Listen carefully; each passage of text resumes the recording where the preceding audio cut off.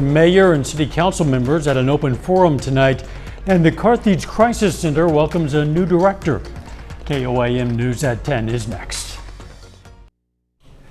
Now at 10, Missouri and Kansas wrestle with the issue of raising the minimum wage. Plus, candidates for Carthage mayor and city council meet the public during an open forum event.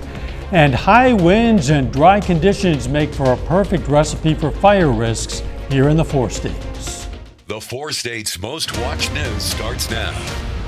The Carthage Chamber of Commerce tonight hosted a candidate forum for the upcoming mayor and city council elections. This is KOAM News at 10. I'm Dow Quick. At least 50 community members showed up at the Carthage Water and Electric Community Room tonight. City leadership in Carthage has faced a tough year. Last spring, the council voted to fire City Administrator Greg Dagnan. In October, the council voted 6-2 to impeach the now former mayor Dan Reif. And in November, Carthage Ward 5 residents voted to remove Tiffany Cassi from her seat on the council. I think there needs to be a real concerted effort to be unified and to work together and to get past some of the things that seem like personal agendas and try to move forward. And no matter who is elected, that should be utmost in their mind as far as I'm concerned. Community members were encouraged to participate by submitting their questions for the candidates in advance. Minimum wage is a topic being discussed across state lines in both Missouri and Kansas. This week, the Missouri Supreme Court heard arguments for a legal challenge that would overturn a recently passed proposition. KOAM Samantha Walker has more. In November, Missouri voters passed Proposition A, which raised minimum wage in the state to $13.75 in January. It also guaranteed sick leave for hundreds of thousands of workers. When anything is put on the ballot, it's supposed to be limited to just one subject. The minimum wage and paid sick leave are very different things. Several business groups, including the Missouri Chamber of Commerce and Industry, filed a legal challenge. Their primary argument is sick leave and minimum wage are separate issues. Having both on that proposition violates the single subject rule. You couldn't separate those two, and that's really a problem, and we think in strong violation of our Constitution. Those against this legal challenge say Prop A was supported by voters at the ballot box. This isn't some looking out for the people legal issue. We want to keep the interest of the citizen in mind. This is a group of people who already have a belief structure, and even when that belief structure is challenged by the will of the people, they will use their levers of power to overturn the will of the people. The legal challengers hope the state Supreme Court will overturn Prop A, despite a majority of Missourians voting for it. We always say let business decide. Workplace policy decisions are really left between an employer and an employee and should not be mandated by the government. The free market does not mean free of rules. It is we all decide what the rules are, and then we compete freely within that market.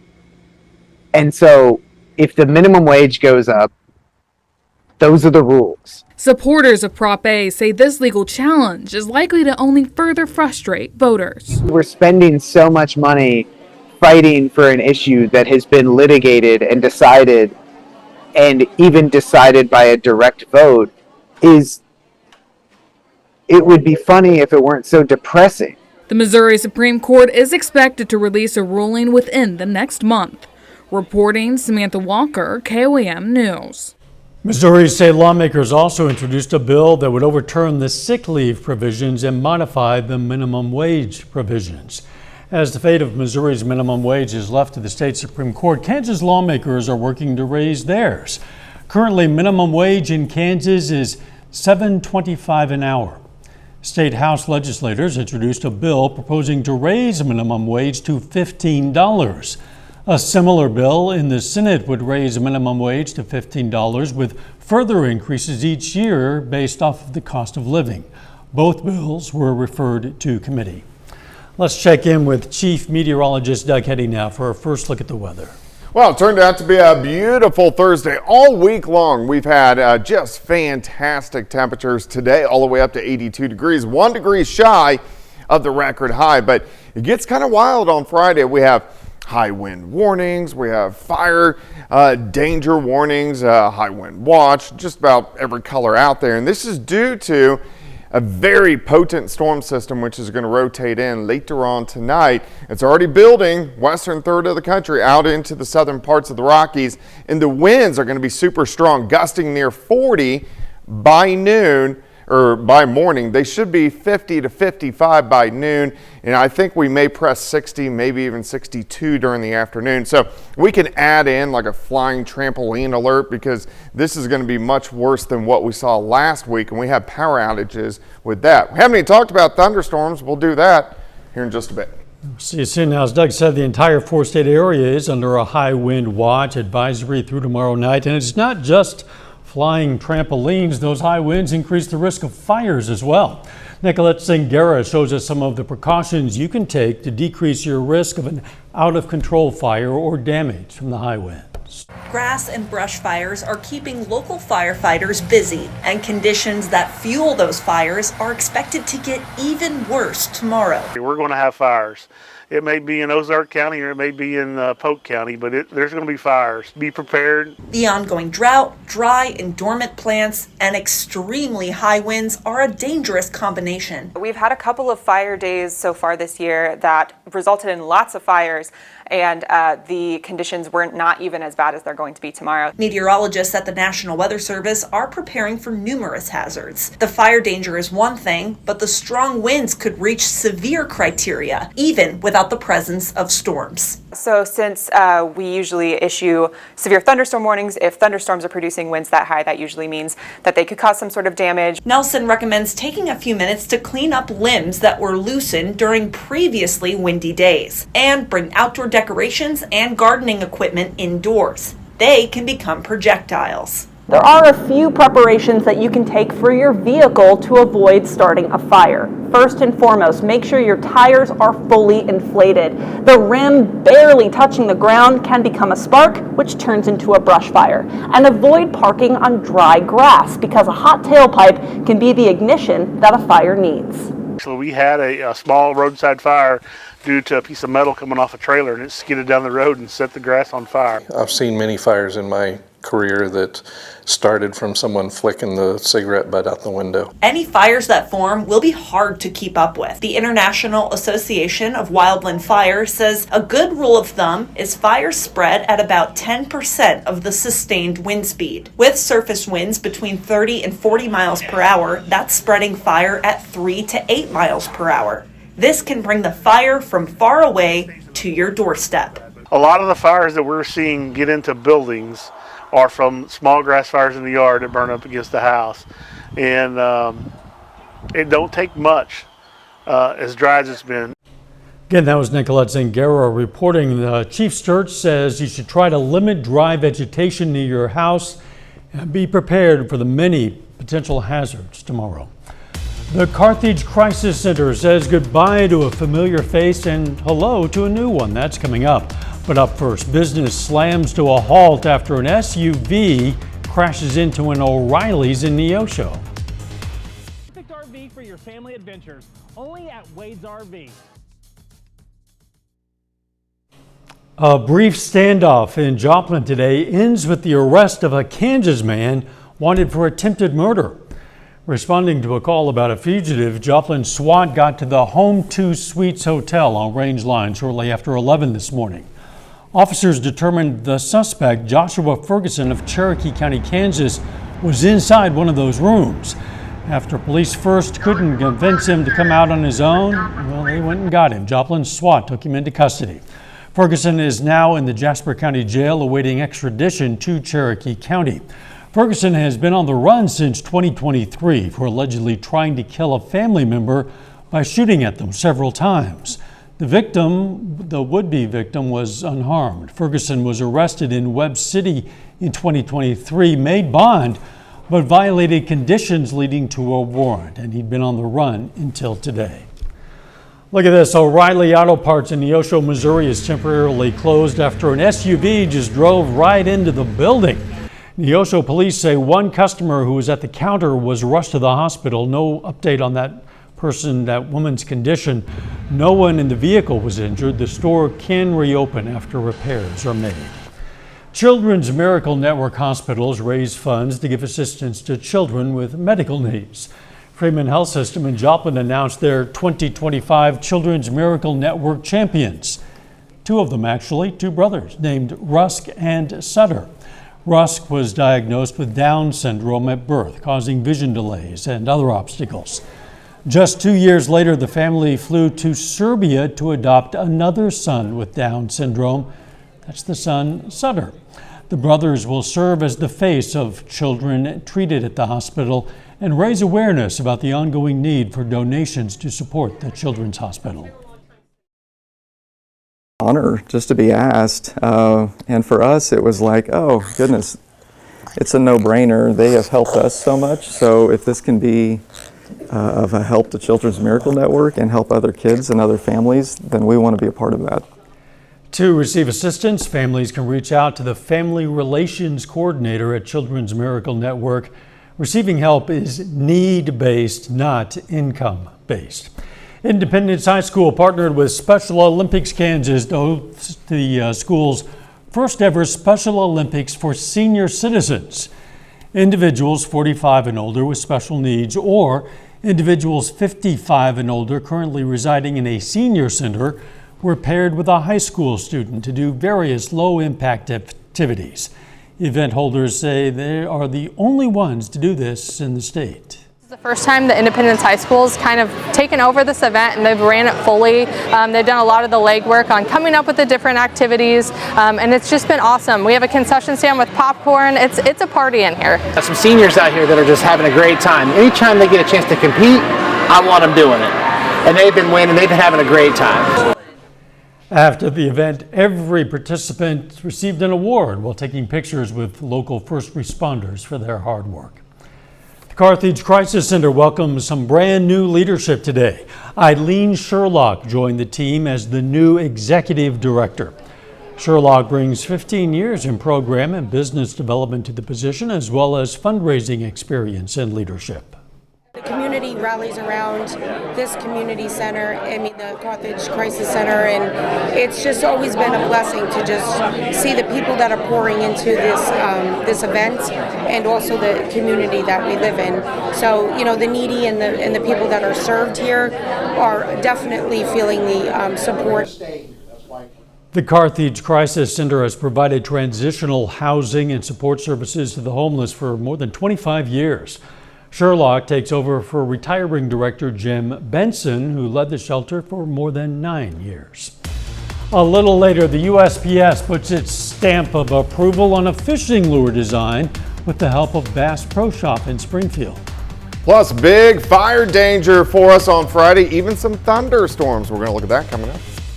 Your tickets for PCT's production of Lynn. Save more with up to $1,800 off, or get our hottest designer styles and pay over time with 0% interest for 80 months. Only at Ashley. Well, of course, another beautiful day for us today. All week long, we've had just fantastic temperatures, well above average. We're going to do it again on Friday, but we're going to add in a little mix with it, some thunderstorms and extreme wind across the region. Looks fine now. Great shot of Indigo Sky Casino and Resort. All right, so let's zoom in. So our drought got a little bit better this past week with the rain that absorbed into the soil last week, but we're still dry across the region. We still have moderate drought in our eastern counties. Here's the reason why I'm bringing this up, because the winds really increase for us tomorrow. So Kansas, Oklahoma, we have high wind warnings, and then we have red flag warnings or fire danger warnings across the region, everybody in the red. But just kind of a crazy day for us on Friday as we get extreme winds in here. They're already starting to pick up and they will increase the rest of the night, gusts near 40 by morning. By noon, they're going to be pressing 50 to 60 miles per hour. 50 to 60 will continue throughout the afternoon. Then finally, after 6 p.m., they drop to about 40 miles per hour. And then by Saturday morning, we'll have gusts 10 to 20 again. But it's going to take a long time. So wind forecast, this is kind of a trash can gone forever, several neighbors down. So if you haven't gotten a chance, when I get home tonight, I'm going to get all the couch cushions on the back porch to just secure everything. All right, check out our humidity. So this is late morning. Relative humidity 40 to 50%. Here's a dry line. This is going to fire off some thunderstorms, but watch this line plow through late morning into the afternoon. Here's the problem. Our relative humidity drops 12%, 13%, 14%. And if we have some lightning out there, we have extreme fire danger where the winds are going to be 50 to 60 miles per hour. So that's why we have such a high risk. All right, first off tonight, have some clouds. I think these are going to break over the next couple hours, and then this storm system will move in. If you do want to get outside tonight, we will have some high level clouds, but it's going to get better. We're going to have our total lunar eclipse starts at about 1:30. It lasts about an hour, and you get that kind of the reddish moon. The moon is in between the sun, or the earth is in between the sun and the moon. So the moon passes through the earth's shadow. All right, thunderstorms tomorrow. Greatest severe risk well to our east, but still on the Missouri side, I think we could get some stronger ones that may be low grade severe. So we got to watch that. Let's go into the morning. Let's go to about the noon hour, mid to upper 70s. Here comes that dry line, the extreme winds, and some thunderstorms will try to pop right along that Kansas-Oklahoma state line. They're only going to be around for about an hour or two, but we will have a chance for some low-grade severe storms, especially southwestern Missouri, and then they really get moving into central Missouri and could have a pretty good tornado outbreak in eastern parts of Missouri by tomorrow evening. For us, we will get some thunderstorms. I think the bigger concern is going to be the fire danger and the wind. 77 for us tomorrow, 60 on Saturday. Overall, a pretty good weekend, back into the 70s on Monday and Tuesday. I do anticipate these winds will be stronger than what we had last Monday and Tuesday, and we did get some power outages with that last week. And we cannot emphasize enough the potential for fire danger. People need to be very cautious. Absolutely. Thanks, Doug. Today, the U.S. Postal Service dedicated new freshwater fishing lure stamps at Wonders of Wildlife, Bass Pro's flagship store in Springfield. The Forever stamps feature 5 popular lure designs: a crankbait, an inline spinner, spoon, wake baits, and a popper. Each has a unique history with a significant role in the evolution of fishing. And yeah, it is fishing season. Still ahead, Pitt State hires a new volleyball head coach, and a Neosho Wildcat signs to play college football. John Dales has those stories and more up next. Casino is celebrating the return of spring with over $400,000 in total cash and Go Rewards prizes. Come celebrate with us. Thursdays from 4 to 8 p.m. Play for your chance to win up to $6,000 cash each. 6-pack half-liter Coke products, $2.96 each, and Best Choice margarine, $2.96 each. So many items we can't list them all at Food Flash, Joplin, Springfield. It's day 2 of high school basketball state tournament play in Kansas, and 3 more of our local teams are in action this afternoon into early this evening. We start with Galena boys basketball. Bulldogs win their quarterfinal matchup 55-48 over Bishop Ward. They're still undefeated, improved their record to 23-0 on the season, and this victory sends them to the Final Four in that semifinal matchup that'll be tomorrow at 4 against Heston. Meanwhile, Labette County girls basketball loses a tight one, 56-51 to Buhler in the quarterfinals of the 4A tournament over in Salina. Lady Grizzlies finished the season with a record of 18-5. Then Class 2A state tournament in Manhattan. Colgan girls basketball wins its quarterfinal game. This one went down to the wire. Lady Panthers pulled out 41-37. Jaquela Davis scores 17 points. Colgan will play its semifinal game tomorrow at 8 against Doniphan West. Well, Pitt State women's basketball is coming off the high of winning the MIAA tournament last weekend, but now the Gorillas shift their focus to the NCAA tournament, where they host a regional beginning tomorrow evening. We're super excited to get another matchup with them because obviously we lost to them first round last year. So we've kind of just been, we feel really good about getting another shot at them. And, you know, they got the same group back, kind of like we do, very similar to how they were last year. So we're excited to see them again. Like, there are no easy opponents at this point in the year. We told them that last week. We told them that again this week. We haven't even really had to say it. But you know, I think to be familiar with a team is helpful. Pitt State's first game is against 8 seed Harding tomorrow at 5. As you heard Corinna Gerber mention, that's who knocked the Gorillas out of the NCAA tournament last year in overtime. PSU with a great chance to exact its revenge tomorrow night. Well, Pitt State volleyball has a new head coach just over 48 hours after Jen Gomez announces her resignation from that position. Megan Bessiker is the new leader for the Gorilla volleyball program. She's been the head coach at Barton Community College for the past 2 years, where she's helped lead the Cougars to back-to-back Kansas Jayhawk Conference titles. Bessiker has coaching experience beyond those 2 years at Barton. Prior to that, she spent 1 season as an assistant at both Florida Southwestern and Emporia State, and also was the head coach for a couple of years at Liberal High School in Kansas. And over in Missouri, one of our local high school football players puts pen to paper today to play in college.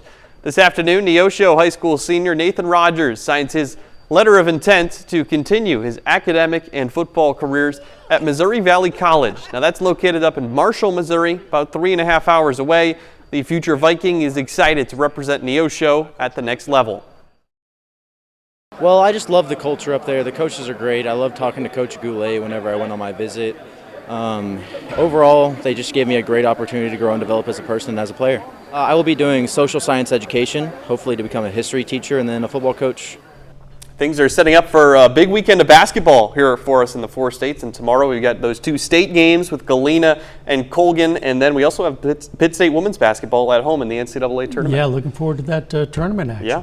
We'll be right back. It's really important to me to try to stay local when you can. I mean, there are many corporations, but you're just a number to them. To salute Harry Owen, a 4-state hero. McCune Osage Township Library is bringing history to life with a collection of old newspaper articles, really old, some dating back to 1888. From gripping murder cases to an old method for curing rabies, these documents offer a unique look into the past. Library staff have been working to organize these files for patrons to read, providing a fascinating glimpse into local and national history. The collection showcases how reporting and public records have evolved over more than a century.